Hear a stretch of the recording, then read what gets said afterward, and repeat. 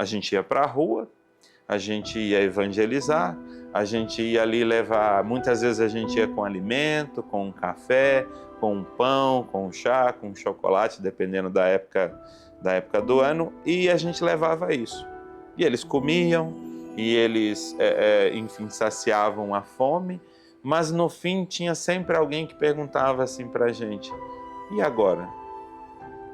E a gente também se perguntava, nós voltávamos para casa, deitávamos nas nossas camas, naquele tempo nos nossos colchões no chão, mas nós ficávamos refletindo, poxa vida, eu tenho uma cama, eu tenho um quarto, eu tenho uma estrutura, mas os meus irmãos em situação de rua ficaram lá.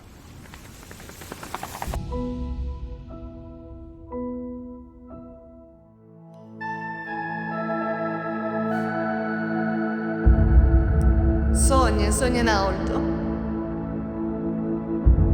Você é imagem e semelhança de Deus. Eu quero a vida plena.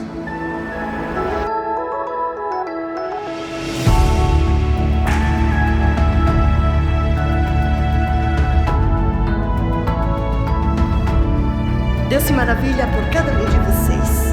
E para o sim de cada um de nós, esta é a maravilha de Deus. Sonha in alto.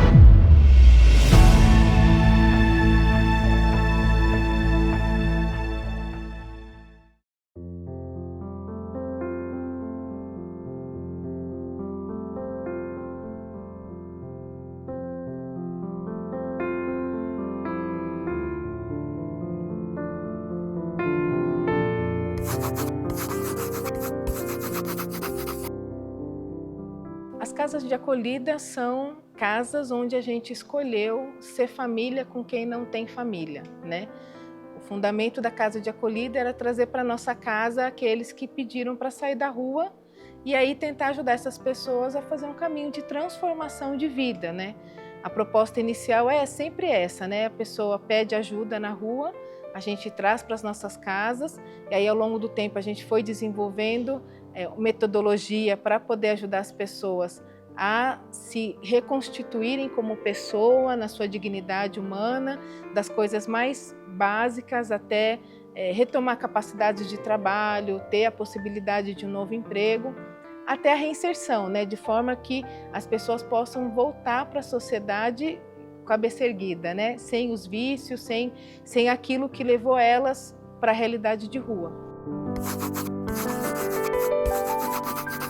Da história das casas, às vezes existia uma confusão de pensar que as casas eram casas de recuperação e a gente tem que fazer esse esforço de fazer com que as pessoas voltem a pensar nisso, porque isso tem tudo a ver com o trabalho que a gente faz. Não, nós somos casas de acolhida para moradores em situação de rua e isso é a nossa definição. Porque quando você pensa numa casa de recuperação para dependentes químicos, né, que é também existe essa modalidade por aí, ela é muito mais complexa, né, e exige muito mais coisas do que uma casa para acolhida para moradores de rua. O nosso desejo é acolher estes moradores em situação de rua e através da espiritualidade fazer com que eles cresçam, fazer com que eles saiam da dependência química, muitas vezes a maioria deles vem com estes problemas, e que eles retornem para as suas vidas no cotidiano, né? Enfim, saiam daquela situação de rua e voltem para a situação, uma situação que a gente costuma dizer de normalidade, uma vida normal, trabalho, família e tudo, né? As nossas casas, elas não são clínica terapêutica e a gente não cobra nada para que os acolhidos estejam aqui. E ao longo dos anos, quantas vezes a gente viu, a gente vê essa providência nos alcançando. Os padres sempre nos disseram, no começo da comunidade, que enquanto houver um missionário deitado numa cama, existe uma vaga para um morador de rua, né? Então, esse não é o limite. Ah, não tem vaga. Mas é a sua cama, né? E o seu. Então, os padres sempre nos ensinaram a isso, né? Essa inquietação que ficava no nosso coração de ir para a rua e no final deixá-los ali. E então a gente pensa, por que não criar uma casa para acolher esses moradores? Claro, a gente está começando toda a comunidade e de repente também começar uma outra atividade, naquele tempo também assustou. Mas Deus sempre nos acompanhou com a sua providência, Deus também sempre nos acompanhou no sentido de que as estruturas necessárias para começar nunca faltaram e graças a Deus por essa demanda, assim nasce as nossas casas de acolhida no começo.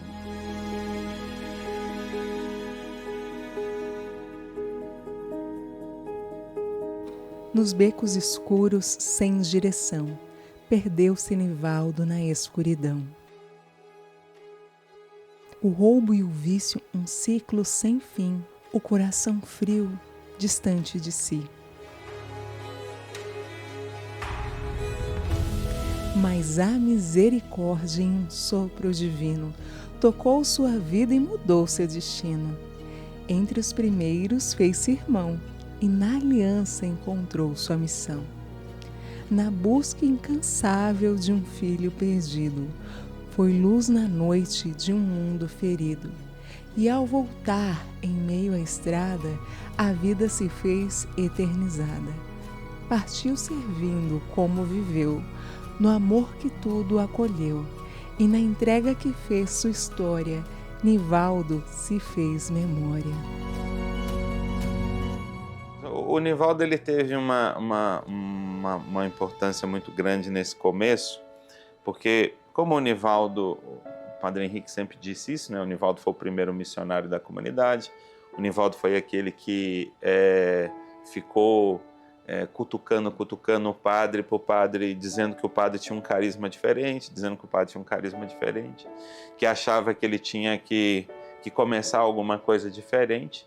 Então o padre, escutando ali o Nivaldo, escutando uma outra missionária, então na época, a Cidinha, o padre então, ele entende que ele precisa sair da comunidade antiga dele e começar alguma coisa mais ligada ao trabalho com os pobres, né? E como o Nivaldo está desde esse começo com o padre, o Nivaldo é um ex-dependente químico, é uma pessoa que passou por um trabalho de recuperação.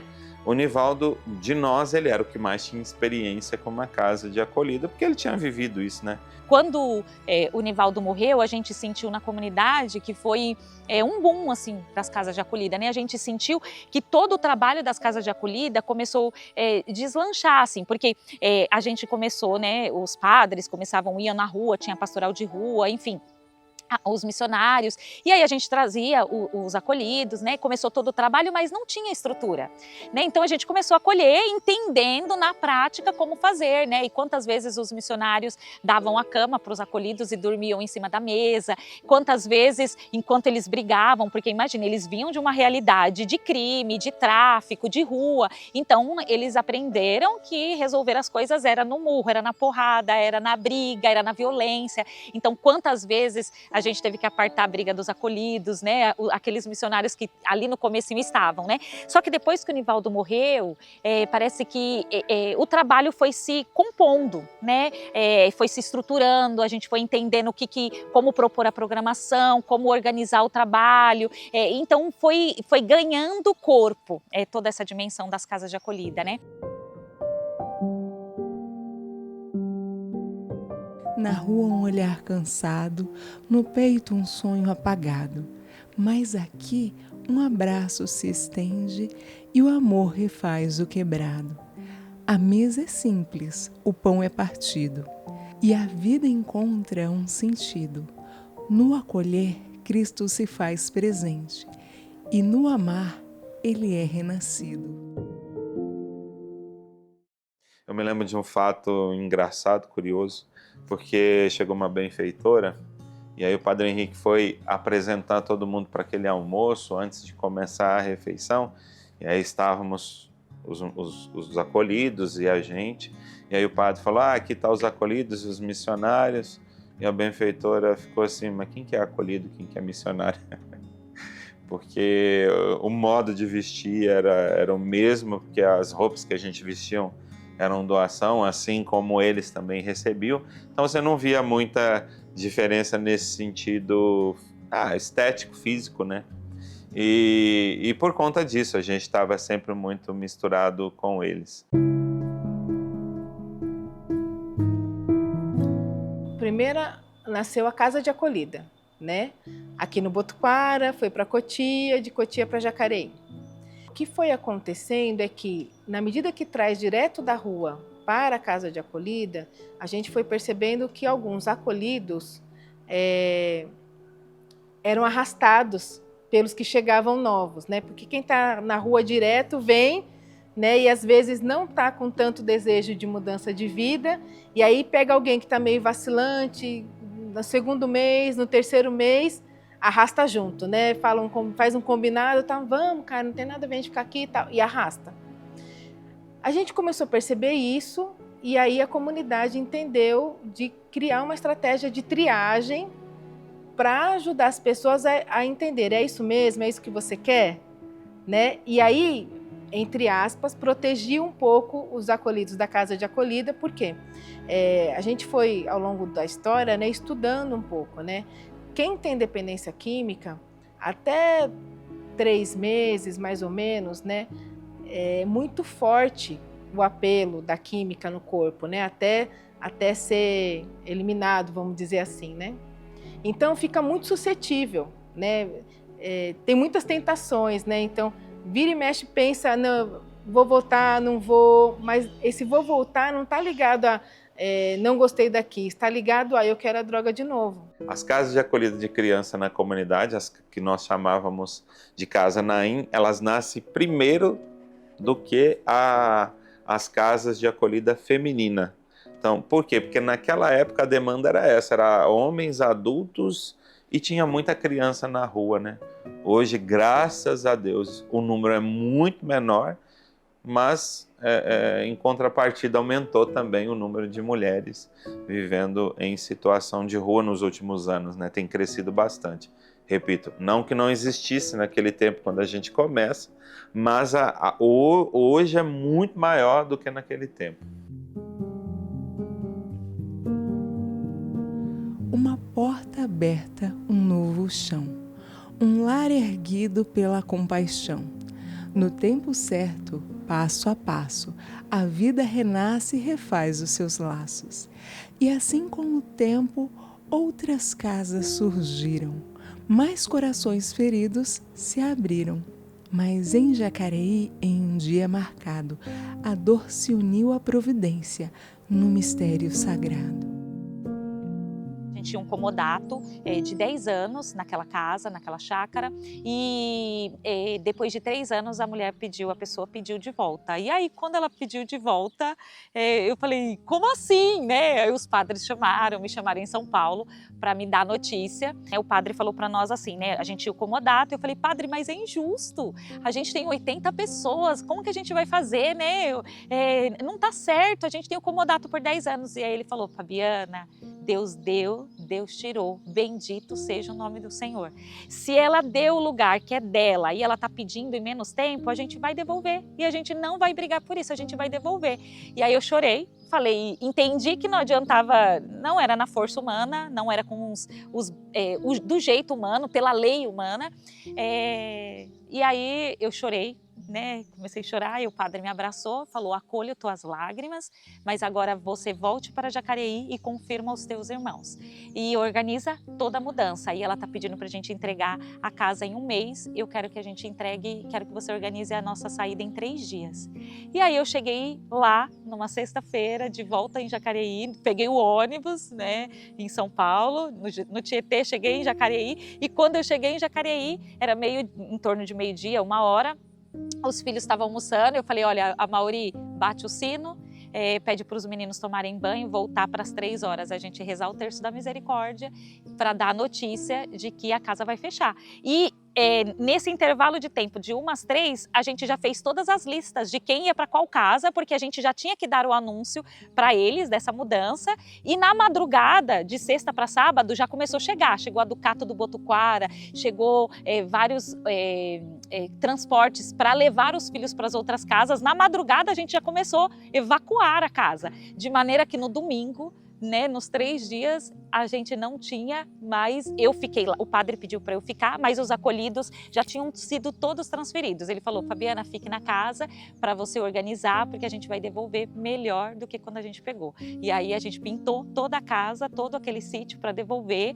deixou tudo organizado, cortou grama, pintou a casa, entregou melhor do que estava, mas a gente transferiu todos os filhos nesses 3 dias. E aí, naquele dia, e o padre falou para mim, Fabiana, faça uma placa, escreva uma placa, Deus deu, Deus tirou, bendito seja o nome do Senhor. E quando vocês estiverem saindo, bata os pés, bata a poeira dos pés para ficar para trás e vai para aquilo que Deus está pedindo para vocês. E aí eu fiz a placa, colocamos na entrada da casa, da chácara e saímos.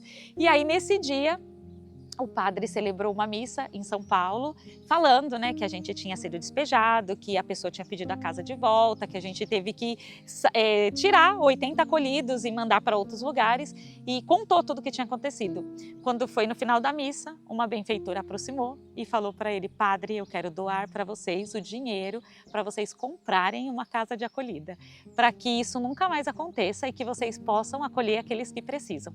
E aí, com o dinheiro que essa benfeitora doou, a gente comprou a casa de São José, então na época eu estava lá, né, Jacareí, e comprou a casa em São José, e a casa aqui de Piracicaba, Cordeiro Imolado.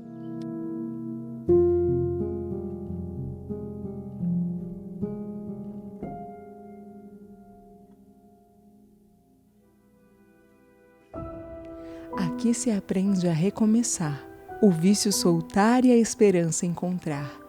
No suor do trabalho, no pão repartido, Deus vai curando o coração ferido. Hoje são 9, espalhadas no chão. De Minas a São Paulo, no Ceará em missão. No corpo e na alma, o amor restaura. E a vida que chega, de novo se alça. Eu sinto muito forte isso, né? O desejo de não desistir, o desejo de levar adiante a missão que Deus me confiou, né? De fato, dar continuidade àquele serviço, àquela missão, àquele acolher do começo, né? Não deixar isso cair, né? Não desistir daquilo que é vontade de Deus. Deus tem muitos sonhos com o nosso carisma. Enquanto há vida, há esperança, né? Eu acho que é isso. Sempre dentro de mim é isso, né? Enquanto a vida, a esperança, né? Naquele acolhido mais difícil, naquela acolhida mais difícil, né? Onde a vida, a esperança de mudança. Deus, ele é extraordinário, né? Por mais que nós tenhamos as nossas feridas, as nossas quedas, Ele está sempre pronto a nos trazer de volta para Ele, mas ao mesmo tempo Ele não para nisso, Ele não quer que a gente fique aqui. Ele quer te lançar, Ele quer te enviar. Quanta vida eu já vi transformada, né, ao longo desses anos, né? Quanta história entrou na minha história e de quantas histórias eu pude fazer parte.